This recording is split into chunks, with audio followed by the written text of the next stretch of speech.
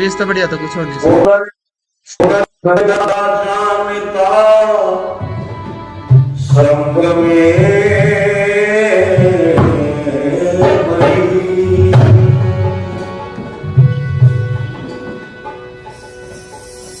वो मनुष्य था मगर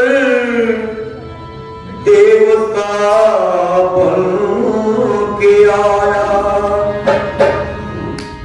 मेरा ऋषि कौम का रहनुमा बन के आया। मिटाए कौम के सभी दर्द उसने, मर्ज की हकीकी दवा बन के आया। भारतवर्ष का बेड़ा जब मझदार जा रहा था, तो गंगारा गुजरात से एक मल्लाह भी आ रहा था।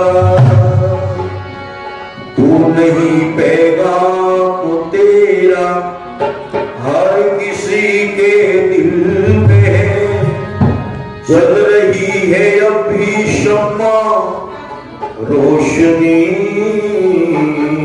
महफिल में।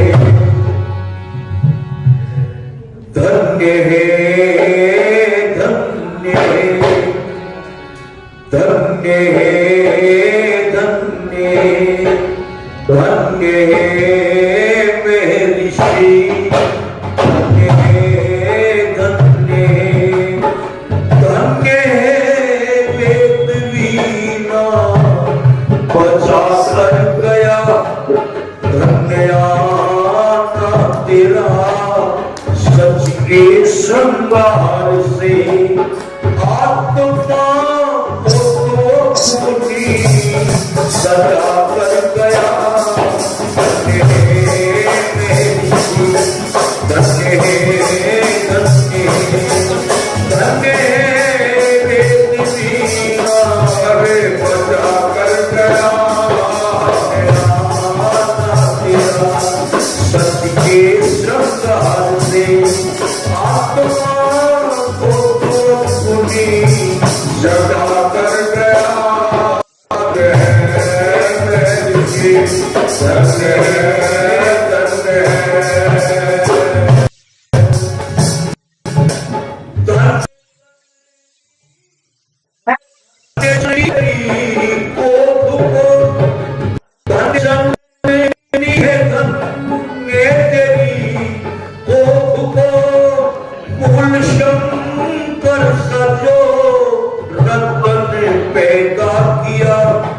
ज्ञान का सूर्य उसने चमका दिया।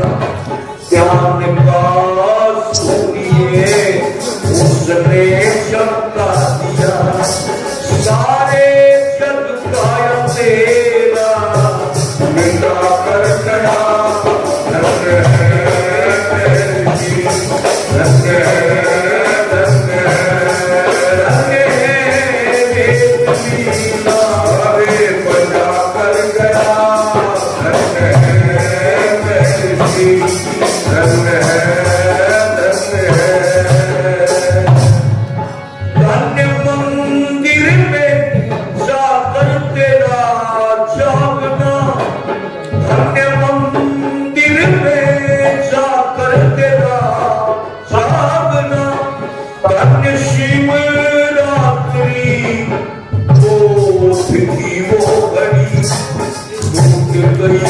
सदियों के बंधनों की घड़ी टूट गई। सदियों के बंधनों की घड़ी लहर क्रांति की ऐसी चला कर गया।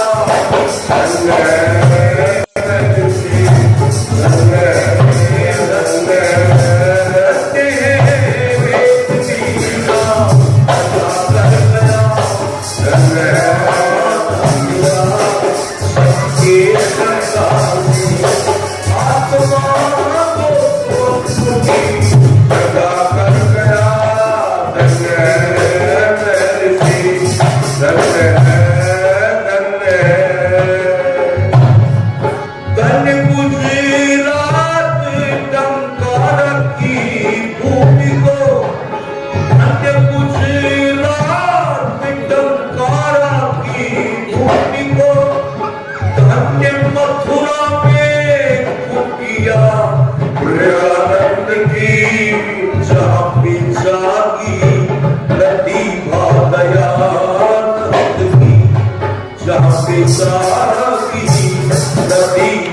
दयानंद के गुरुपा खटियों के पिता कर धन्य है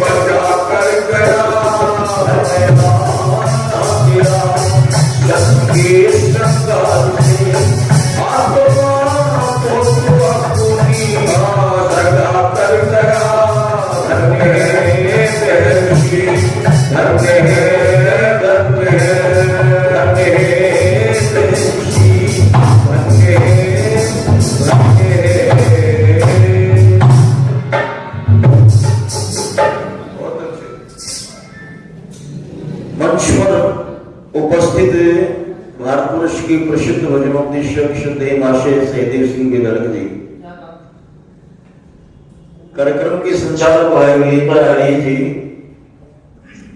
अपने आर्य समाज के समस्त पदाधिकारीगण, सभी सदस्य महानुभाव और इस पवित्र गांव के समस्त बुजुर्गों, युवा बंधुओं, प्रिय बच्चों, माताओं एवं सज्जनों, ये हमारे जलसे का पहला दिन है और भक्ति के समय में कुछ कार्यक्रम आप लोग सुनने के लिए यहाँ पर उपस्थित हुए हैं। थोड़ी चर्चा मैं अपने आपके बीच में करूं। सज्जनों, भारत में नहीं बल्कि पूरी दुनिया के लगभग 60-65 देशों में महर्षि दयानंद सरस्वती का 200वां जन्मोत्सव मनाया गया है। ऋषि दयानंद को पैदा हुए लगभग 200 वर्ष हो गए, अब तो ऊपर हो गए हैं। तो ये पूरी दुनिया के लोगों में एक जश्न जैसा माहौल रहा। हम ऐसे युग प्रवर्तक का, ऐसे विचारक, ऐसे चिंतक, ऐसे ऋषि का हम सम्मान कर रहे हैं, उसको याद कर रहे हैं जिसने दुनिया के अंदर वेद ज्ञान का प्रकाश फैला दिया था। जब सारा विश्व वेदों के विपरीत जो मान्यताएं थी, जो अनर्गल ग्रंथों की जो मान्यताएं थी, उनको मान रहा था, पुराणों की कथाएं यहां पर हो रही थी, ऐसे समय में, ऐसे विकट समय में ऋषि दयानंद ने आकर के परम पिता परमात्मा का जो ज्ञान वेद का ज्ञान है, उस ज्ञान का प्रचार और प्रसार पूरी दुनिया में कर दिया।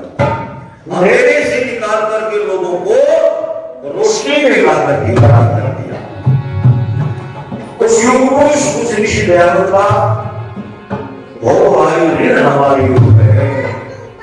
समस्या एक नहीं थी जब ऋषि दयानंद आए, वेद के विपरीत हम सब जा रहे थे, मूर्ति पूजा आदि अनेकों अवैधिक मान्यताएं हम पर पनप रही थी। स्त्रियों को वेद पढ़ने का, गायत्री मंत्र बोलने का कोई अधिकार नहीं था, विधवाओं को दूसरा विवाह करने का अधिकार नहीं था, बेटियों को अनपढ़ रखा जाता था, जो शूद्र जिनको कहा जाता है उनको कुओं पर पानी तक भरने की आज्ञा इस देश के जो मठाधीश है, तो धर्म के ठेकेदार है, वो नहीं देते थे। बहुत सारी समस्याएं इस देश में जो है वो घर कर चुकी थी। और एक सबसे बड़ी विडंबना तो ये थी कि जिन भारत के लोगों ने पूरी दुनिया के ऊपर अपना राज किया किसी जमाने में, पूरी दुनिया हमारे यहां आकर जिस ज्ञान विज्ञान को प्राप्त करके सारी दुनिया में आज अपना नाम रोशन कर रही है, वो वहां के लोग, वहां के जो महापुरुष थे, हमारे यहाँ आए, हमारे विद्वानों से थोड़ा थोड़ा सीख कर गए, आज दुनिया पर छा गए हैं। तो ऐसा देश ऋषि दयानंद का आगमन जब हुआ, जो सोने की चिड़िया था, जो पारसमणि था, जो सारी दुनिया पर राज करता था, वो खुद गुलामी की जंजीरों में जकड़ा पड़ा था, वो खुद गुलाम था कितने दिनों से, लगभग 1000 साल। ऋषि दयानंद के मन में ये सबसे बड़ा गर्व था लोगों कि दुनिया के ऊपर राज करने वाले लोग खुद गुलामी का जीवन जी रहे हैं। बहुत सुंदर हरियाणा के कवि ने एक भजन लिख दिया, क्या हो रहा था जब ऋषि दयानंद यहाँ पर आए, सुनो लिखा कवि ने,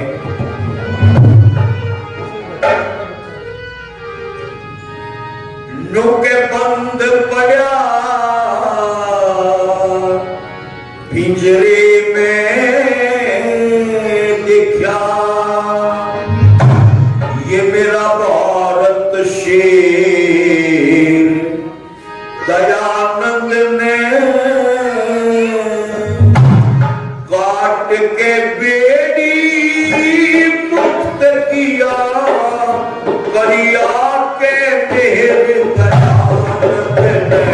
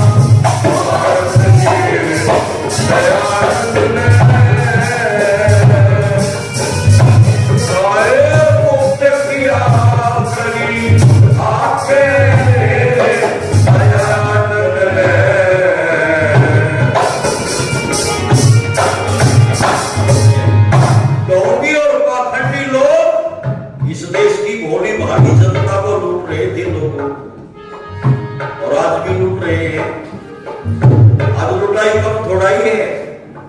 कैसे लुट रहे थे? सत्यार्थ प्रकाश में घटना दी स्वामी दयानंद जी ने, और वो घटना क्या थी? एक दिन बोलिया पोप जाट से आर्य संदीप 500 रुपए देकर के आर्य संदीप जी मेरा मान सम्मान करते हैं। बहुत बहुत धन्यवाद करता हूं भाई संदीप जी का।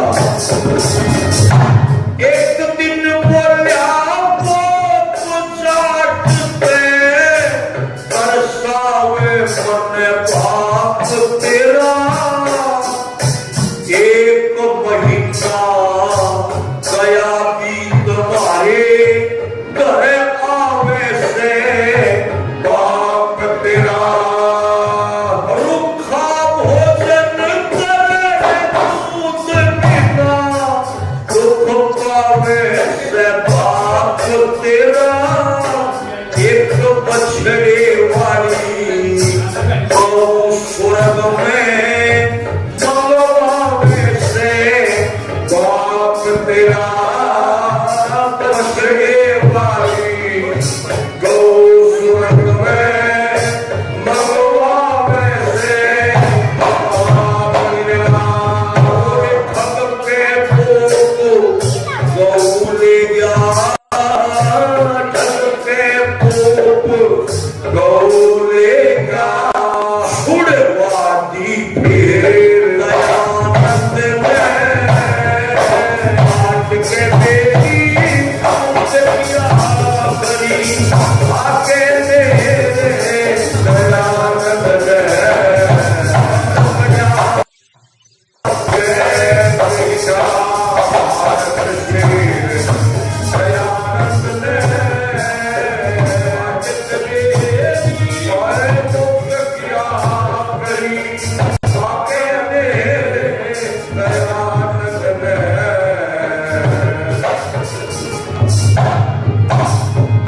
इस तरह की मान्यताएं यहाँ काम कर रही थी माताओं बहनों में। ये तेरा दादा तेरा बाप वो मर चुके हैं और वो भूखे हैं शोक में, ईसाई हैं, उनके लिए दूध चाहिए वो बनाना है, और घर में जो है हलवा बनता था, खीर बनती थी, दूध पिलाया जाता था। किसको दूध पिलाया जाता था? ब्राह्मण देव को धर्म के ठेके पोप लिखा स्वामी दयानंद ने। ये पोप किसी एक जाति में नहीं होते, बल्कि स्वामी दयानंद ने कहा जो झूठ बोल के ठगी में खावे उसी का नाम पोप है। जाति का बराबरी का कोई काम संबंध नहीं है यहाँ पर। और ये इस तरह के पोप लुटाए आज जगह जगह, कोई भृंगियों ज्योतिष है, कोई फलाना ज्योतिष है, इतने ज्योतिषी बैठे हैं हर रोड पर, हर गली, हर मोहल्ले के अंदर, हर कॉलोनी के अंदर, और वो हाथ देख के भाग बतावे। नौजवान दिखावे, बीए एमए के छात्र जो है वो यूं के पंडित जी देखिए मेरे भाग में, मेरी तकदीर में क्या है? अरे साथ में तो ऊपर फल है, नीचे मांस है, खून है, हड्डी है, इसके सिवाय इसमें कुछ भी नहीं है, पर ये तकदीर दिखा है। पर एक कवि ने लिखा नौजवानों के हाथ की लकीरें देखकर तकदीर बताने वालों, हाथ की लकीरें देखकर तकदीर बताने वालों, अरे तकदीर उनकी भी होती है जिनके हाथ नहीं होते। क्यों? तकदीर तो उनकी भी होती नहीं, जिनका हाथ ही नहीं है, उनकी भी तकदीर होती है। इस हाथ की लकीरों में तकदीर नहीं, पर लुटाई हो रही थी। पर आर्य समाज की बातें जिन लोगों ने मान ली, वो इन दुर्गों के, इन पाखंडियों के चक्कर से बच के। 1-2 मिनट की बात अगर भजन पूरा कर रहा हूं। कैसे? एक आर्य समाजी गांव में अनपढ़ था, पर आर्य चौधरी अनपढ़ था, वैसे तो पढ़ा लिखा नहीं था, पर आर्य समाज का जलसा देख तो आया करेगा, बुद्धि काम करे थी, दिमाग काम करे करेगा। बहुत ही चौधरी बैठ गया अपने घेर में, बड़े में, और ये इसने देखा चौधरी के घेर में, चौधरी के बारे में 1 लाख रुपए की भैंस बंधगी ताजी आई। इसने वो गाने काट बोल गए, चौधरी बैठा काट पे, इसने बोलना मेरा पोप जी ने चौधरी समाधि हो रहा है। जनेऊ तो था नहीं, पर विचार सुना करता विद्वानों के। नहीं उन्होंने कहा पंडित जी बोला आगे बात कर बोला चौधरी तेरे ऊपर तो बड़ा चढ़ गया है। बोले मेरी कैसी बात की बात था? बोला करे कौन सा? बोला शनिवार चढ़ गया, शनि चौधरी का पहला उत्तर के था। बोला दादा करे चढ़ गया मेरे पे, मेरा धरना गया करे चढ़ गया मेरे पे, पता चलने लग गया मेरे पाप है, मेरे हाथ पे कीड़ी चढ़ गया, मतलब उससे का मेरा लग गया। पर इतना बड़ा करे शनिचर मेरे ऊपर चढ़ गया, मुझे मेरा नहीं था, मेरा लग गया। खैर जो बता दे कुकर उतरेगा? बोला उतरेगा, काला दान कर दे। काले दान का मतलब आता हूं भैंस का रंग किसा था? काला। आदि गाय भैंस की उसको नजर थी।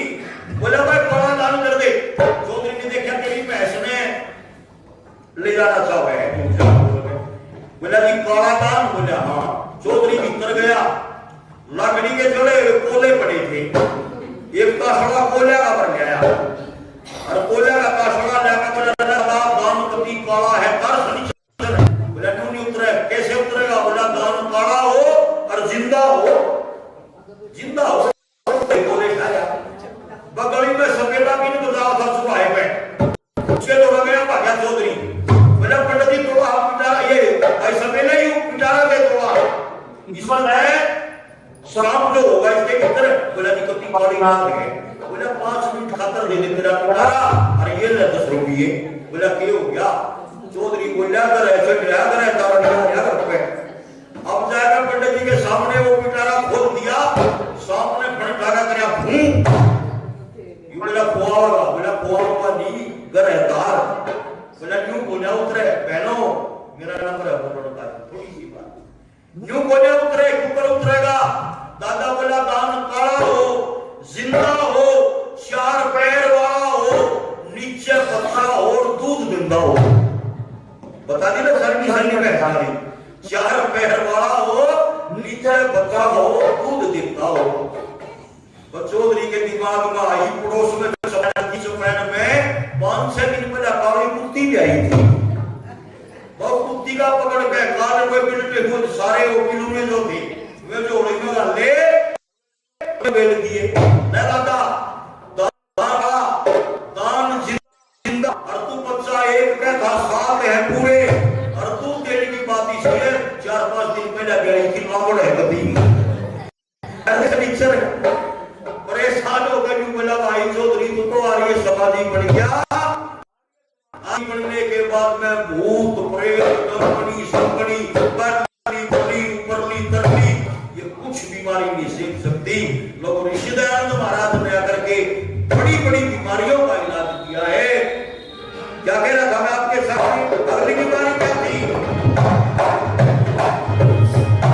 लाखों विधवा रोग थी, लाखों पशुमारी करते थे, गर्भपात का सुन देख आए पिकलू था डरते थे।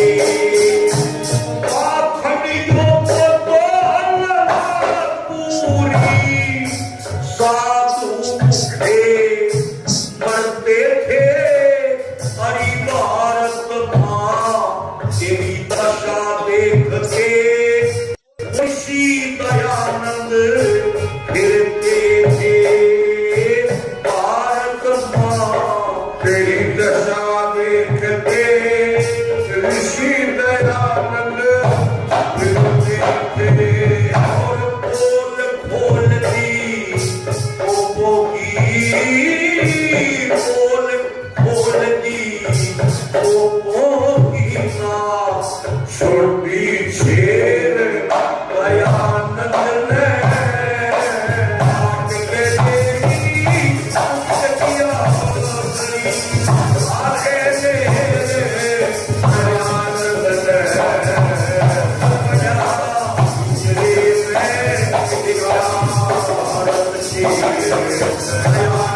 ने आग सवेरी किया आगे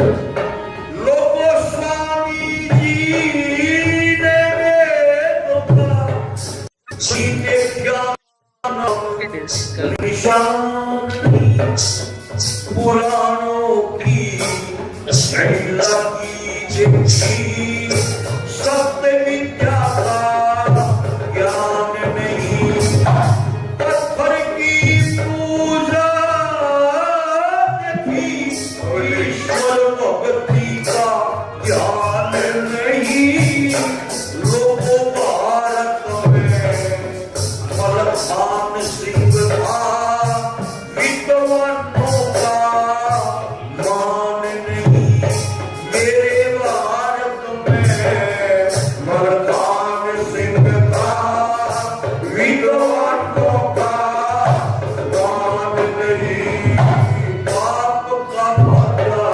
फोड़ दिया ओ पाप का भंडा फोड़ दिया हरि ज्ञान बखेर दयानंद ने काट के बेटी किया हरि आके दे दयानंद ने आके दे दयानंद ने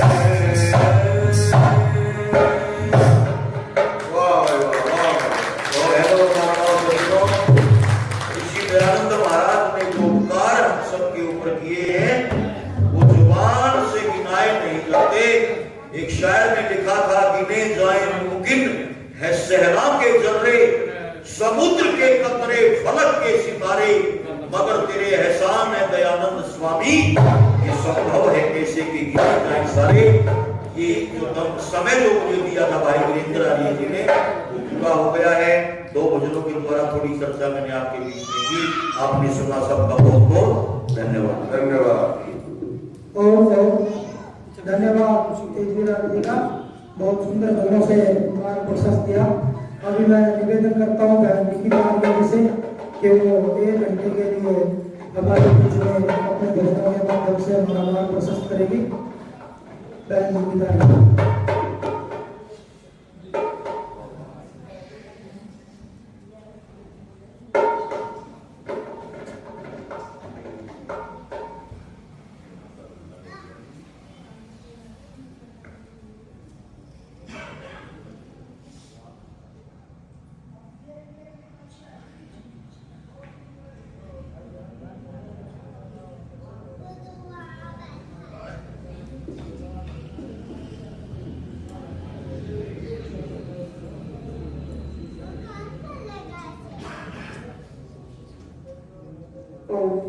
देवता बन के रहता बने वो प्रजाओं से रहता बने वो प्रजाओं से न लाई तेरे प्यार ने आग के मेरी किया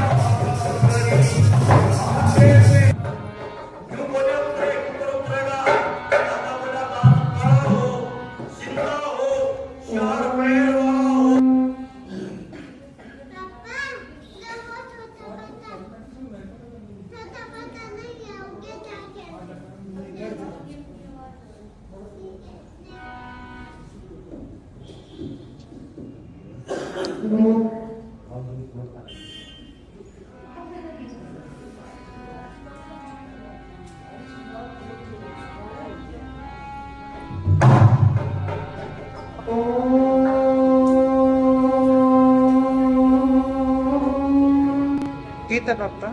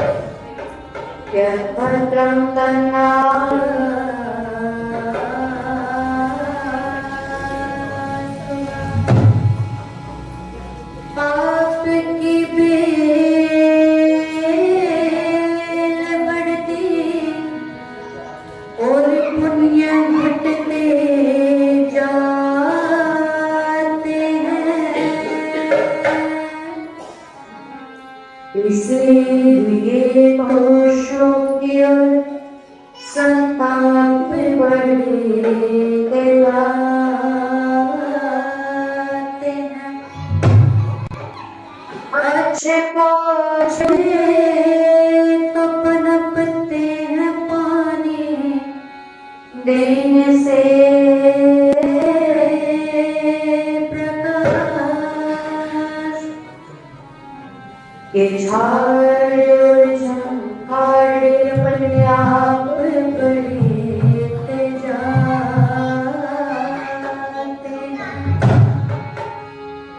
ये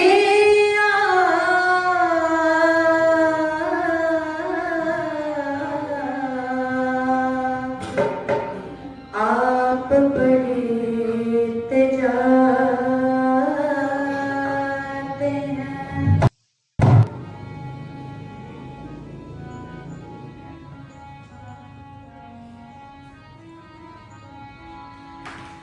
हृदय से जो चाहे प्राणी मात्र का भला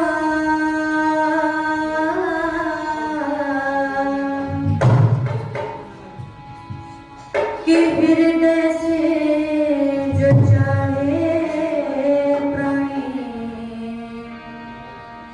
मात्र का भला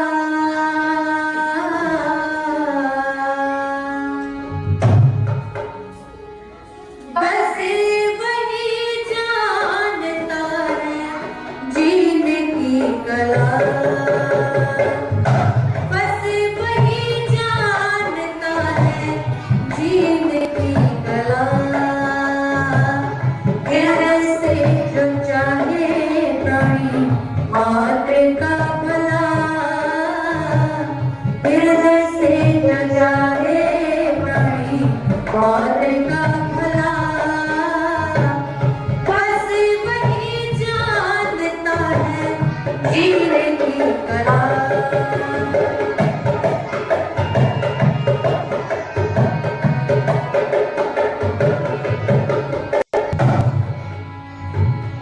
जीवन संघर्षों की बनिया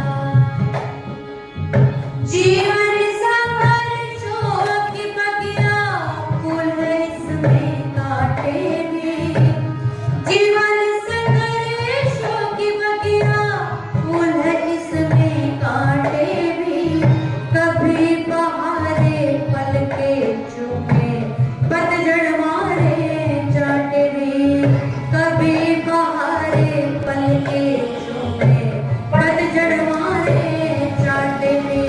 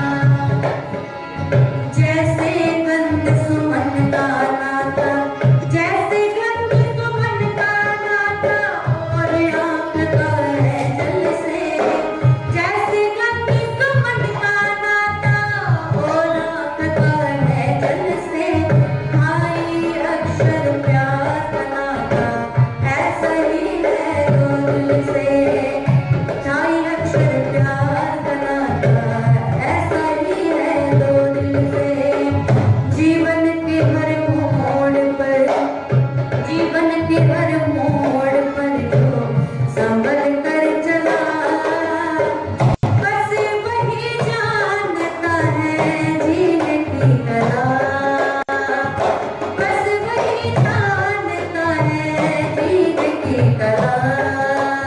हृदय से जो जाने बात का भला, हृदय से जो जाने कभी बात का भला, बस वही जानता है जीने की कला, बस वही जानता है जीने की कला,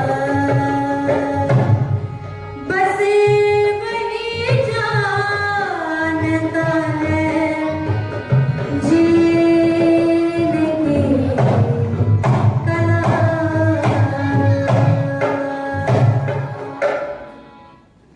बहुत ही सम्मान के योग्य मंच पर विराजमान,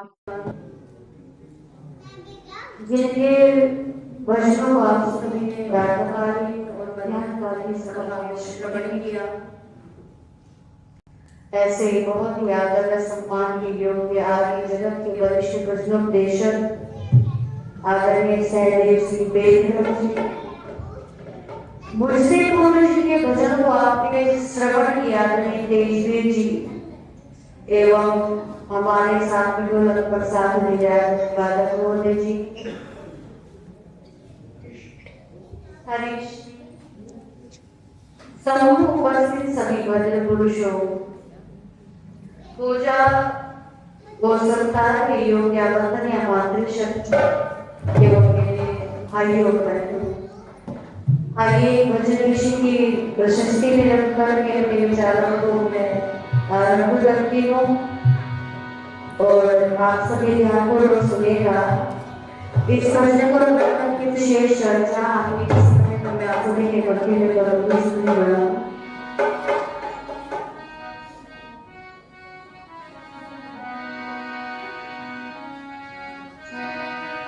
आलियोगे तुम हो प्राण श्री दयानंद, तुम्हारा क्या कहना।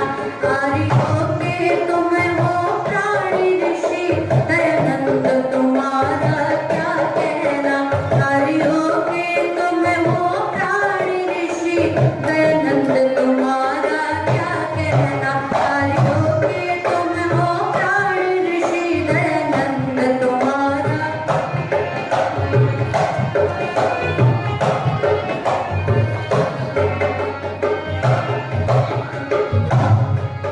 तेरी भक्ति का क्या कहना, तेरी शक्ति का क्या कहना, तेरी भक्ति का क्या कहना, तेरी शक्ति का क्या कहना। वेदों का किया है प्रचार, श्री दयानंद तुम्हारा क्या कहना। वेदों का किया है प्रचार, श्री दयानंद तुम्हारा क्या कहना। आर्योगे तुम हो प्राण ऋषि दयानंद, तुम्हारा कहना। आर्योगे तुम हो प्राण ऋषि दयानंद। पाखंड मिटाया है जग से, अंधकार का पर्दा पास किया।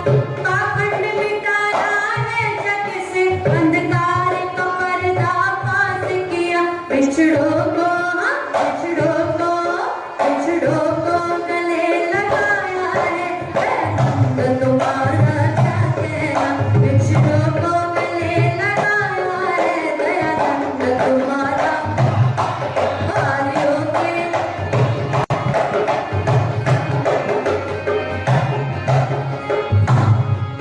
कन्या गुरुकुल भी खुलवाए, विधवा विवाह भी करवाए।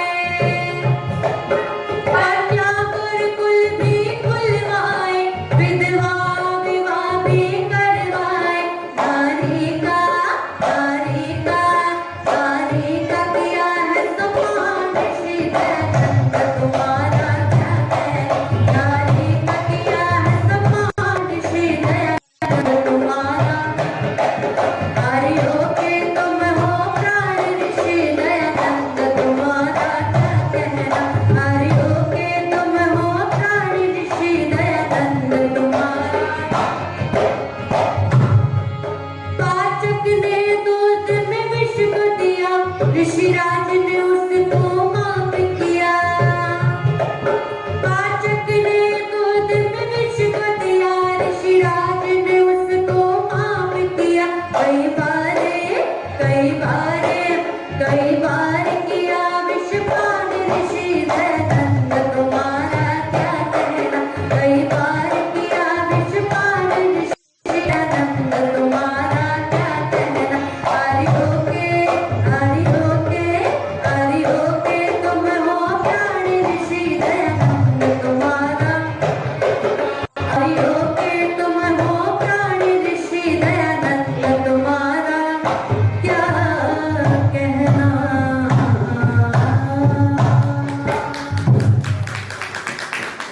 कि आर्यों के तुम हो प्राण ऋषि दयानंद, तुम्हारा। मैंने दोपहर में आप सबके समक्ष एक बात कही थी कि यदि स्वामी दयानंद जी महाराज के आने से पहले हमारा जीवन यदि देखा जाए तो पता चलता है कि कितना बड़ा जीवन महिलाओं का हुआ करता। बाजी स्वामी दयानंद जी महाराज के प्रादुर्भाव से पूर्व नारी जाति के विषय में ना जाने कितने अपशब्द कहे जाते थे, कितनी अपमानजनक बातें कही जाती थी। अंधविश्वास, पाखंड, पोप लीला, पूर्णवाद सारे संसार में फैलता जा रहा था। स्वामी दयानंद जी महाराज ने जब आकर नारी जाति की स्थिति को देखा और स्वामी दयानंद जी महाराज ने वेदों का हवाला देकर के नारी के विषय में कहा था स्त्री ही ब्रह्मा है, और शास्त्रों का हवाला देकर के भी कहा था कि माता निर्माता।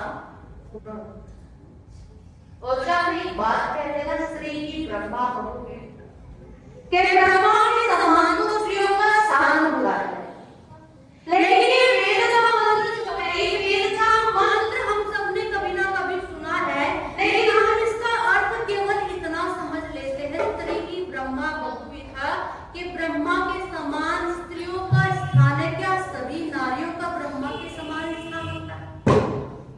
क्या सभी नारियों का स्थान ब्रह्मा के समान होता है? वेद में भगवान की कहा जाता है, नारी भगवान कहता है अधः पश्यस्व मुंह पर। वेद भगवान आदेश देकर के नारी के लिए कहता है कि ये नारी तू नीचे देखकर के चल। क्या कहा कि ये नारी तू नीचे देख करके चल। अब नीचे देख करके चलने का मतलब क्या होता है? नीचे देख करके चलने का मतलब यह होता है कि नारी की आंखों में लज्जा होनी चाहिए। नारी की आंखों में लज्जा होनी चाहिए, क्योंकि लज्जा नारी का आभूषण बताया गया है। और जिस नारी की आंखों में लज्जा नहीं होती, समाज उस नारी को निर्लज्जा कहते हैं। तो एक भगवान नारी का स्थान बताकर के कहता है कि नारी की आंखों में लज्जा होनी चाहिए, शर्म होनी चाहिए। आज हमारे समाज में चलता तो है घूंघट करते हैं, हम समाज में घूंघट करते हैं। मैंने वो महिलाएं भी देखी है जो लंबे लंबे घूंघट कर लेती हैं और कितना अपनी आवाज से सारा मोहल्ला जगा देती हैं। सवेरे उठते ही कलेश शुरू कर देती हैं। पति ड्यूटी पर जा रहा है, ना भोजन देती है, ना कुछ करती है, अपनी मनमर्जी करती है। तो क्या ऐसी नारियों को भी स्त्री की ब्रह्मा बहुवी था, यानी ब्रह्मा कहा जाएगा? क्या ऐसी नारियों को नहीं कहा जाएगा? नहीं कहा जाएगा। लज्जा नारी का आभूषण बताया है और नारी इससे ही सुसज्जित होती है। नारी पहली बात में तो तुझे समझा दिया कि तू नीचे देख करके चल, और दूसरी बात में कहा कि तू ऐसी नारियों को भी स्त्री की ब्रह्मा बहुवी करके चल, और दूसरी बात के ऊपर कुछ ऐसी नारियों को भी स्त्री की ब्रह्मा नारी तू ऊपर देख करके, ऐसी नारियों को भी स्त्री की ब्रह्मा बहुवी था। कहता है कि ऐ नारी तू ऊपर देख करके, ये तात्पर्य उन महिलाओं के लिए है अभी ऊपर देख करके मतलब प्राइवेट सेक्टर में नौकरी करता है, पूरे दिन बेचारा लगा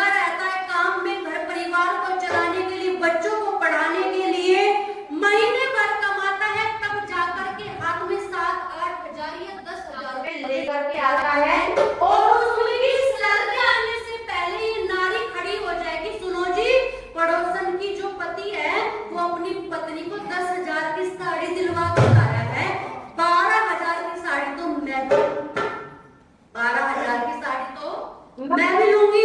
कल हम सारी महिलाएं वहां पर उपस्थित थी, हम सब में बातचीत हो रही थी, सब मेरे कपड़े देख करके बातचीत कर रही थी। नहीं नहीं, मुझे समाज में लज्जा आती है, सब मेरे कपड़ों को देख करके, मेरे आभूषणों को देख करके बात करती है, तो मुझे बड़ा होता है। तो मैं एक बात कहना चाहती हूँ, जो बेचारा महीने की कमाता ही 7,000 है, जो बेचारा महीने की कमाता ही 10,000 है, क्या वो 10,000 की साड़ी आपको लेकर के दे देगा? यदि बेचारा घर के कलेश से बचने के लिए आपको 10,000 की साड़ी ला करके भी देगा, तो क्या करेगा? तो किसी से उधार लेगा, और किसी से उधार लेना यानी दरवाजे पर लोगों का खड़ा होना। कभी भी किसी से उधार लेकर के नहीं खाना चाहिए। कम रुपयों में, कम पैसों में खर्चा करना तो जीवन अच्छे से व्यतीत हो जाएगा। कोई आवश्यकता नहीं है, लेकिन जिन परिवारों में नारी अपने पति के साथ मिलकर के नहीं चलती, क्या उन परिवारों में भी नारी को सम्मान आ जाएगा? आज हम बड़े गर्व से एक बात कह तो देते हैं कि आज नारी पुरुषों से आगे चल रही है, पुरुषों के साथ कंधा कंधा मिलाकर तो ठीक है। आज नारी हर क्षेत्र में पुरुषों से आगे भी है, लेकिन विचार करके देखो, आज नारी को इस बात का भी घमंड है। आज नारी में कहीं ना कहीं इस बात का भी यदि घमंड आ जाए, जो पति अपने परिवार का लालन पालन करता है, अपनी नारी की जरूरतों को पूरा करता है, अपने माता पिता की ओर भी ध्यान देता है, जो विवाह करके आता है, अपनी धर्मपत्नी के साथ बैठा होता है, तो एक ही बात कहता है कि आज से मैं आपका पति, मैं आपसे बस और कुछ नहीं चाहता, बस इतनी बात चाहता हूँ कि आप मेरे हर निर्णय में मेरे साथ रहें। बड़ी यदि मैं जीवन में कोई गलत निर्णय लेता हूँ, तो आपका ये अधिकार बनता है कि मुझे उस रास्ते से हटा करके सही रास्ते की ओर लेकर के चलो। मैं एक बात और कहना चाहता हूँ कि कभी मुझे मेरे माता पिता से अलग करने की बात मत कर। जब हम शादी करके आते हैं, हम ना जाने परिवार को क्या हो जाता है, ये बात हमारे परिवार से चलती है। जानते हो, जब हमारे माँ बाप रिश्ता करते हैं ना, ढूंढने की बात आए तो एक बात उनके मन में आ जाती है, भाई कोई नहीं होना चाहिए परिवार में, लड़की की ना बहन होनी चाहिए और ना ही भाई होना चाहिए, लड़का अकेला होना चाहिए। जब हमारे मन में पहले ही ये बात आ जाएगी, तो एक बात बताना, जब वो लड़की मान लो विवाह करके भी वहां पे जाएगी, तो क्या परिवार में रह लेगी? और परिवार कितना संभाल, क्या वो चला लेगी? कहीं ना कहीं विचारों को बदलना पड़ेगा। जब हमारे विचार बदलेंगे तभी हमारा संसार समाज बदलेगा, लेकिन सुधार हमें खुद से करना पड़ेगा। मैं आप सभी से निवेदन कर रही हूँ कि जिस घर में, जिस परिवार में बड़ों की पूजा होती है, बड़ों की पूजा मतलब ये नहीं कि थोड़ी थाली लेकर के दीपक जलाकर के उनकी आरती करनी शुरू कर दो, नहीं। यदि परिवार में लड़की कुंवारी है, तो अपने माँ बाप की इच्छा को पूरी करे, और यदि विवाहित है तो अपने सास ससुर की इच्छा को पूरी करे, उनका स्वागत सत्कार करे, समय से वो भोजन दे, समय से के सारी चीजों को उनके समक्ष उपलब्ध कराए। जब बेटी अपने सास ससुर के लिए काम करेगी, तो दोनों बेटा भी करेगा कि नहीं करेगा? हम ये तो चाहते कि हमारा पति हमारे परिवारों से अच्छा करे, अच्छा व्यवहार करे, लेकिन जब उनके के परिवार से ऐसा व्यवहार नहीं करेंगे, तो वो क्या हमारे माँ बाप के साथ वो व्यवहार करेगा? नहीं करेगा। ये बात मैं आज आपके सामने क्यों कर रही हूँ? क्योंकि हम गृहस्थी हैं। ये जो गृहस्थी पूरी गाड़ी होती है ना, इसके दो पहिए होते हैं, प्रतिबंध। यदि एक ही पहिया खराब हो जाए, तो बोलो एक पहिए में गाड़ी चल जाएगी क्या? नहीं चलेगी, बीच में रख जाएगी। यदि परिवार को चलाना है, तो परिवार को बांध करके रख करके चलने के लिए हमें क्या करना होगा? क्या करना होगा? वो नहीं करना जो समाज में करते हैं 16 दिन श्राद्ध के, नहीं, वो श्राद्ध नहीं होता। जितनी चीज अपने बड़ों के लिए श्रद्धा से किया जाता है, बस वही श्राद्ध होता है। तो सुनिएगा, कवि बहुत सुंदर भजन की पंक्ति लिखी आपसे समझ रखना चाहूंगी, सुनना कि जिस घर में हो प्यार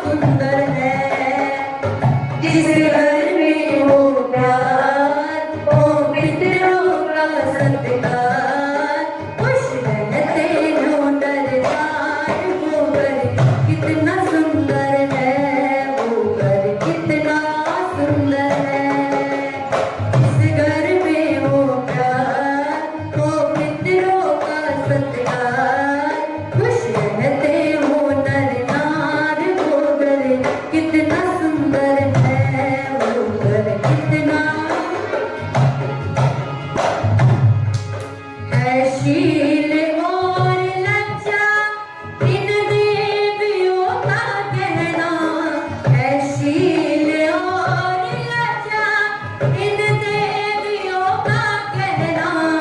इस गहने के मुकाबले श्रृंगार कोई है ना, इस गहने के मुकाबले श्रृंगार कोई है ना।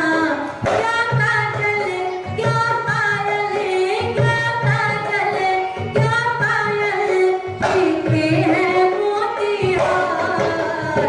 सर में वो प्यार वो पितरों का सत्कार, खुश रहते हो नर-नार। वो घर कितना सुंदर है, वो घर कितना सुंदर है।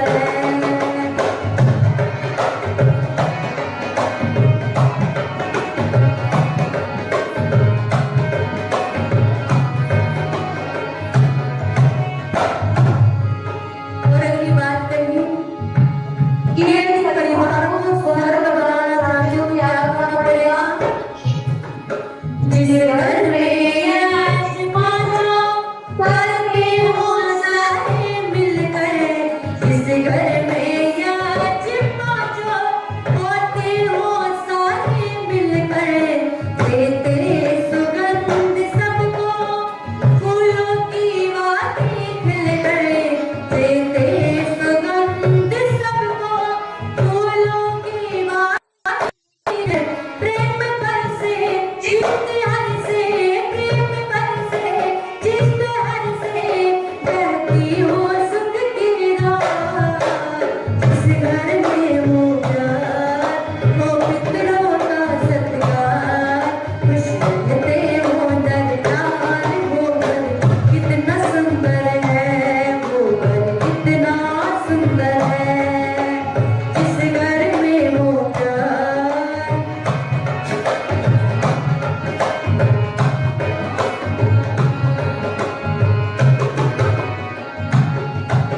कौन सा परिवार स्वर्ग बनता है, जिस परिवार में मेहनत की कमाई खाई जाती है। क्या जिस घर में पाँव चलते आती ना हो कमाई, जिस घर में पाप चलते आती ना हो कमाई।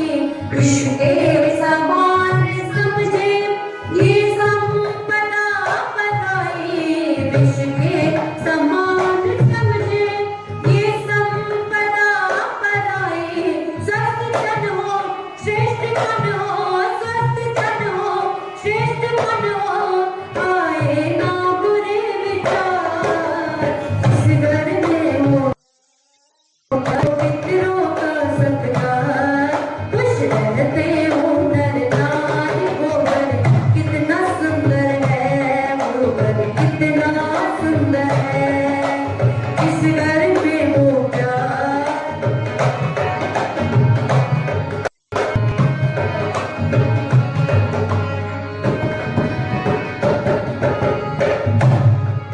आपस में जहाँ बोलते सब सत्य मीठी बोली, आपस में जहाँ बोलते सब सत्य मीठी बोली।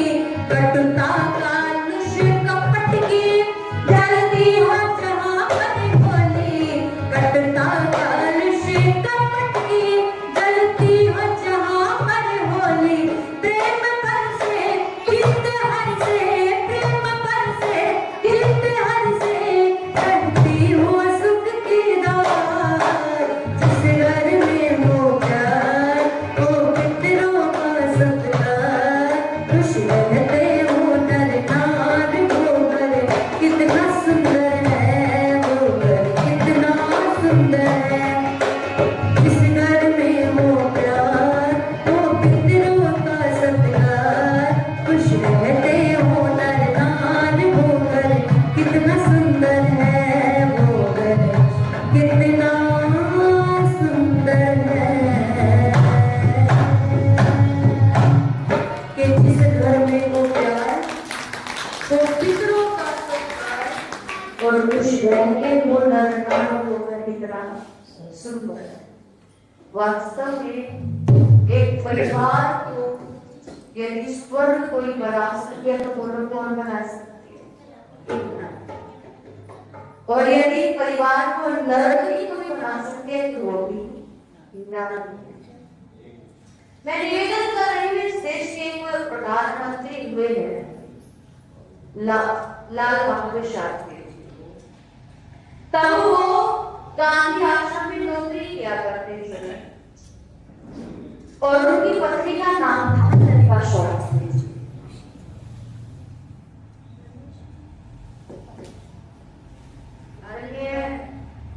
रमेश जी ये 1600 रुपए देकर के जरा स्वागत कर रही है। मैं आपका मंदिर की धन्यवाद जाहिर करती हूँ और मेरी माताजी और पिता में से भी कोई 100 रुपये की धनराशि देकर के गए हैं, आपका भी धन्यवाद जाहिर मैं आपके समक्ष निवेदन कर रही हूँ कि लाल बहादुर शास्त्री जी की पत्नी थी ललिता शास्त्री और उस समय वो गांधी आश्रम में नौकरी किया करते थे और जो मासिक वेतन मिलता है यानी जो सैलरी मिलती थी उस समय वो 40 रुपए उन्हें उस समय मिला करती थी। तो एक दिन आपकी जिंदगी में ऐसा अवसर भी आ जाता है कि जो मित्र होता है वो मित्र के सुख दुख में ही पता चलता है कि वो मित्र है क्या नहीं। हमारे एक मित्र के पास में आया और आकर के बोला कि शास्त्री जी ना जाके द्वार पर खड़ा, कहने लगे आइए तुम्हारी, कहने लगे आप मेरे पास बैठने का वक्त नहीं है, लेकिन एक बात आपसे कहना चाहता हूँ, बड़ी आशा बड़ी उम्मीद विश्वास लेकर के मैं आपके पास आया हूँ। बोले कि हाँ हाँ बोलिए जरा, क्या बताइए, क्या बताना चाहते हैं। कहने लगे मुझे 100 रुपये की बहुत सख्त आवश्यकता, उस समय के 100 रुपये आप सोचो। कहने लगे मैं हाथ जोड़कर आपसे निवेदन करता हूँ कि मुझे 100 रुपये की बड़ी सख्त जरूरत है, आप यदि मेरी सहायता कर देते तो आपका एहसान मैं जिंदगी भर नहीं भूलूंगा और समय से पहले मैं आपको वादा करता हूँ कि समय से पहले आपके पैसे आपको लौटा दूंगा। ये बात वो पूरी भी नहीं कर पाए थे तो लाल बहादुर शास्त्री जी कहने लगे कि भाई साहब मेरे घर में तो मैं अधिक वेतन रखता नहीं हूँ, जो मैं कमाता हूँ वो घर में लग जाता है, मैं हाथ जोड़ माफी मांगता हूँ कि मेरे पास ऐसी धनराशि कोई इकट्ठा नहीं। अब लाल बहादुर शास्त्री जी ने जब ये बात कह दी तो बड़े हताश से हो गए, निराश हो गए। अब जाने लगे अंदर बैठी हुई उनकी धर्म पत्नी, देखो इसलिए कहा जाता है धर्म पत्नी, जो अपने पति का पत्र रखी। और कैसे रखा, ललिता शास्त्री जी अंदर से बात सुन रही थी, अपने पतिदेव के पास में आई और आकर के बोली कि पतिदेव हमारे घर में 100 रुपये है, हमारे घर में 100 रुपये है। बोले यदि है तो आकर के दे दो। तो वो अंदर गई और जाकर के अंदर से 100 रुपये लेकर के आई।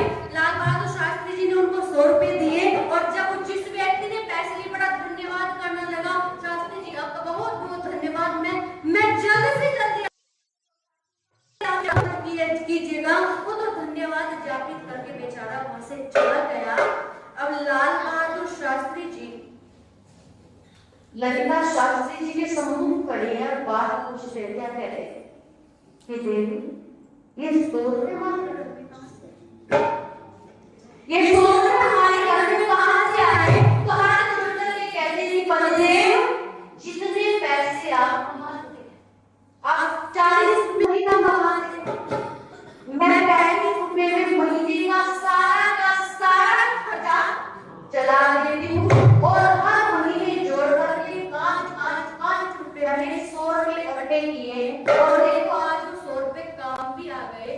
तो धन्यवाद कहने लगे कि धन्यवाद है देवी, ऐसी संतान को, आपके माता पिता को भी बहुत बहुत धन्यवाद मैं करता हूँ जिन्होंने आपकी जैसी बेटी को जन्म दिया। ये तो धन्यवाद वहां तक था। अगले दिन अपने गांधी आश्रम गए, वहां हेड को एक चिट्ठी लिखी और चिट्ठी में लिख करके कहते हैं कि महोदय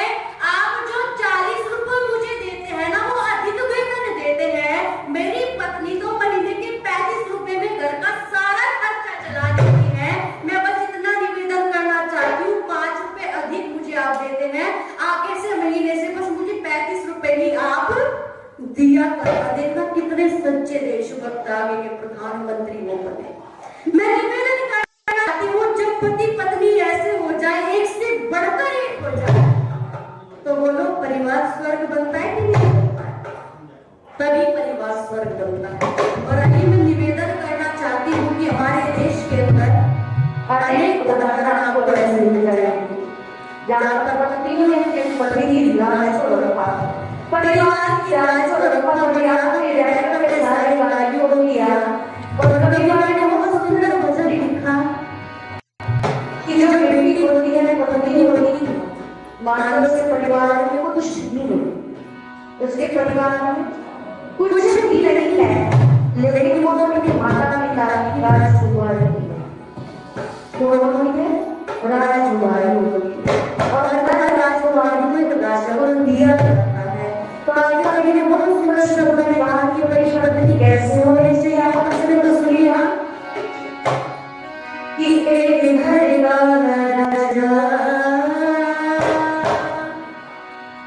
और एक घर की रानी, कैसे बनेंगे कि एक घर का राजा और एक घर की रानी। और जब सर्दी की हंसी पड़ गए तो फिर कैसे परेशानी। एक घर का राजा और एक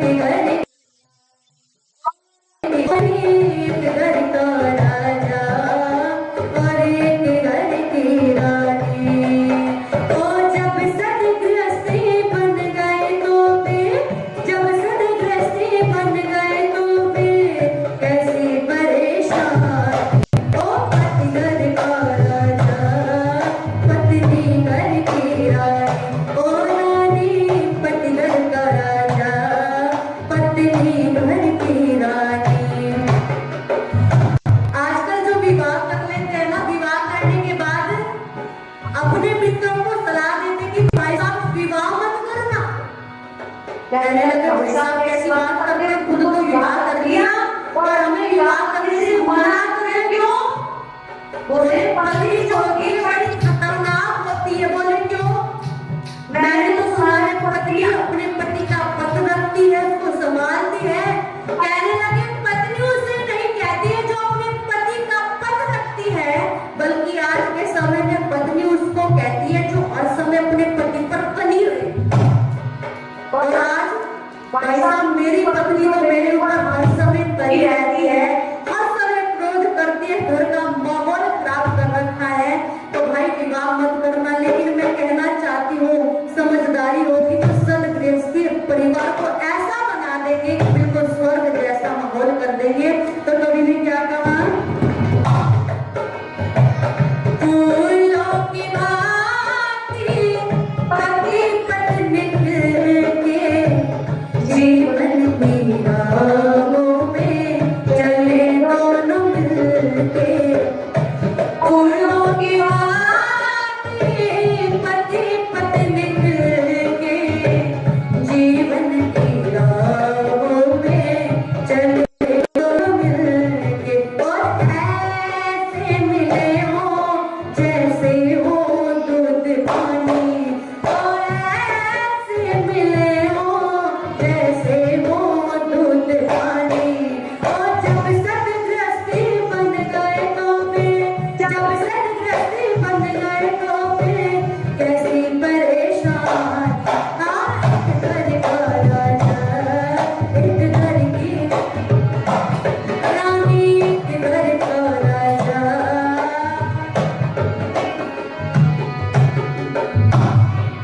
कहने लगे कैसे मिलने चाहिए, हमारे मन की कैसे मिलने चाहिए, जैसे दूध में पानी को मिला दिया जाता है।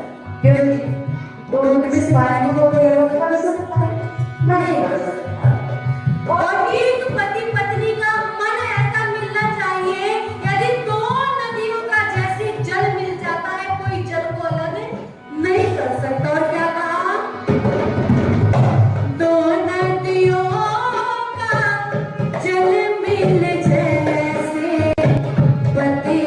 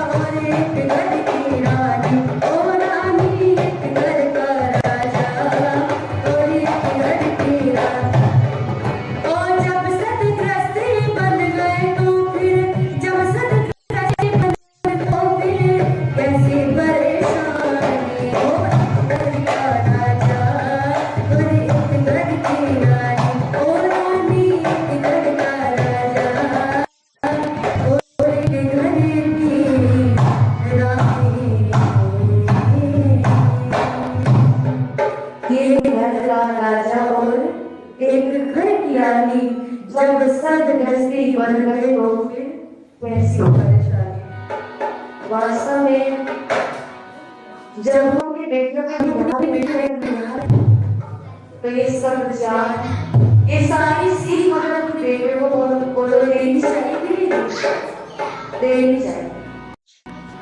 पहली बार क्या करती थी लड़की को पकाने देना या नहीं देना, लेकिन मैं बात कर रही हूँ कि बेटियों को ऐसी सीख देगा कि जरूर देनी चाहिए। कोई परिवार में मिल जाता एक माँ कहती बेटी मैं तुझे बिना कर रही हूँ, लेकिन एक बात याद रखना तेरी सास जो है तेरी सास तेरी माँ जैसी है, तेरे पिता जैसे तेरे ससुर है, लेकिन माँ मैंने तो सुना है कि अगले परिवार में बेटी चले जाती है तो सास करने पर भी बनती है। तो माँ वो कभी बेटी माँ कहती है बेटी ऐसा नहीं होगा कि तेरी सास कभी तुझे पढ़ने बोलेगी, तेरे भाई को गाली देगी, ना जाने कैसे कैसे बोलेगी, तेरे हृदय को चीर करके जाएंगे। लेकिन एक बात याद रखना कभी भी पलट करके जवाब अपनी सास को मत देना। एक बार कहेगी दो बार कहेगी और फिर तेरा परिवार मेरे साथ में खड़ा हो। लेकिन आज याद रखना उस ऋषि का जितना हम धन्यवाद करें तो उतना उस ऋषि का कभी ऋण नहीं चुकाया जा सकता। संसार में आए तो नहीं लोग अनेक महापुरुष आए, लेकिन जितना हमारे ऋषि नारियों को लेकर के चले गए शायद इतना कार्य इसमें कि अब हो और इसकी वक्त रखकर अपनी वाणी को विराम को सुनेगा।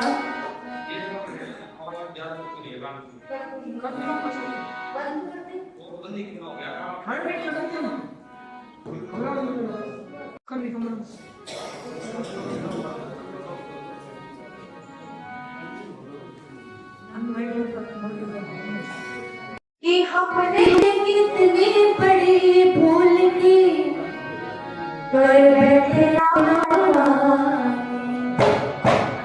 क्या कहा कि हमने कितनी बड़ी भूल की कर बैठे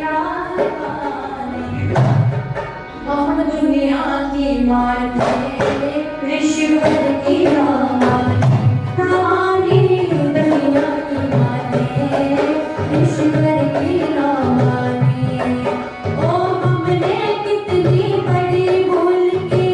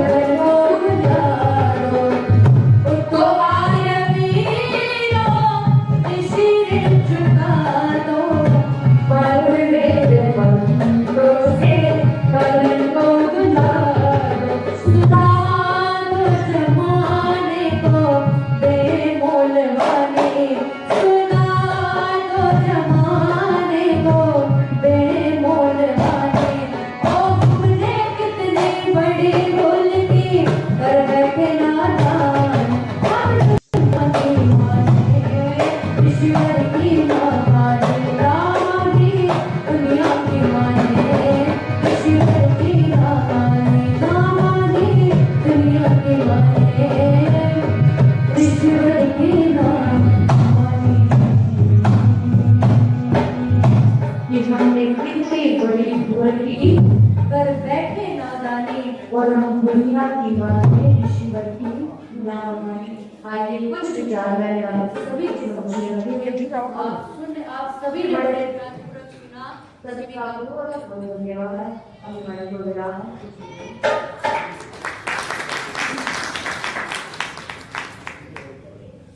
तो